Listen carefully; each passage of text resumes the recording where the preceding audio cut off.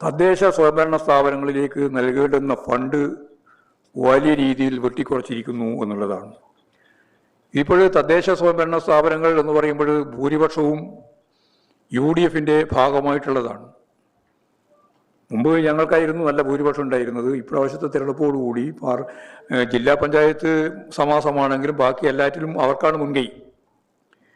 പക്ഷേ തദ്ദേശ സ്വയംഭരണ സ്ഥാപനങ്ങളുടെ ഫണ്ട് വെട്ടിക്കുറക്കുന്നു എന്നതുകൊണ്ട് മുൻകൈയുള്ള UDFിൻ്റെ ഭരണ സംവിധാനമല്ലേ എന്തെങ്കിലും ആയിക്കോട്ടെ എന്ന നിലപാട് സ്വീകരിക്കാൻ ഇടതുപക്ഷ ജനാധിപത്യ മുന്നണിക്ക് സാധിക്കുന്നതല്ല. അതിൻ്റെ ഭാഗമായി നേരത്തെ 26 പറഞ്ഞത്. അതിൻ്റെ ഭാഗമായിട്ട് ഈ UDF സർക്കാരിൻ്റെ ഈ നിലപാടിനെതിരായിട്ട് ജൂലൈ 30 ജനപ്രതിനിധികൾ സെക്രട്ടേറിയറ്റിൽ മാർച്ച് നടത്താൻ തീരുമാനിച്ചിട്ടുണ്ട്.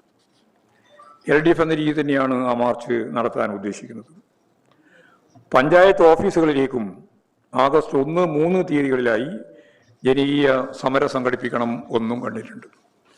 അതിൽ ജനപ്രതിനിധികൾ മാത്രമല്ല നാട്ടിലെ ആളുകളെല്ലാം പങ്കെടുത്തുകൊണ്ടുള്ള വലിയ ഒരു ജനകീയ സമരം ആരംഭിക്കാൻ പോവുകയാണ്. LDFിൻ്റെ കാലത്ത് 17,901 കോടിയാണ് വകയിരുത്തിയിരുന്നത് തദ്ദേശ സ്വയംഭരണ സ്ഥാപനങ്ങളുടെ പരിപാടികൾ പൂർത്തിയാക്കുന്നതിന് വേണ്ടി. അതിപ്പോഴും 16,369 കോടിയായിട്ട് കുറച്ചു. ആദ്യം തന്നെ കുറച്ചു എന്ന് പറഞ്ഞാൽ 1,534 കോടി ഉറുപ്പികയുടെ കുറവാണ് ബഡ്ജറ്റിൻ്റെ ഭാഗമായിട്ട് തന്നെ ഉണ്ടായിട്ടുള്ളത്. അവസാന ഗഡു ബാക്കിയായാൽ സ്വാഭാവികമായിട്ട് മാർച്ച് ആ ഘട്ടത്തിലാണ് വരിക. സ്പിൽ ഓവർ എന്ന രീതിയിൽ 2,150 കോടി ഉറുപ്പിക ബാക്കിയുണ്ട്. അത് കൊടുക്കുന്നില്ല. കഴിഞ്ഞ പ്രാവശ്യം കൊടുക്കേണ്ടതാണ്. അവസാന ഗഡു ബാക്കിയുള്ളത് 2,150 കോടി രൂപ അടിയന്തരമായിട്ട് നൽകണം. ഈ വർഷത്തെ ആദ്യ ഗഡു, ഈ വർഷം ആദ്യ ഒരു ഗഡു കൊടുക്കേണ്ട സമയം കഴിഞ്ഞു.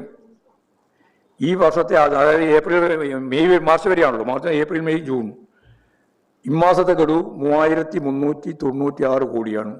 അത് കൊടുത്തിട്ടുമില്ല. മെയിൻ്റനൻസിൻ്റെ ഭാഗമായിട്ട് 1,400 കോടിയും കൊടുക്കണം.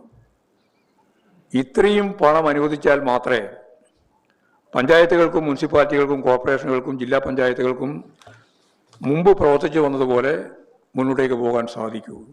അത് സാധിക്കാത്ത ഒരവസ്ഥയാണ് ഇപ്പോൾ ഉണ്ടായിട്ടുള്ളത്.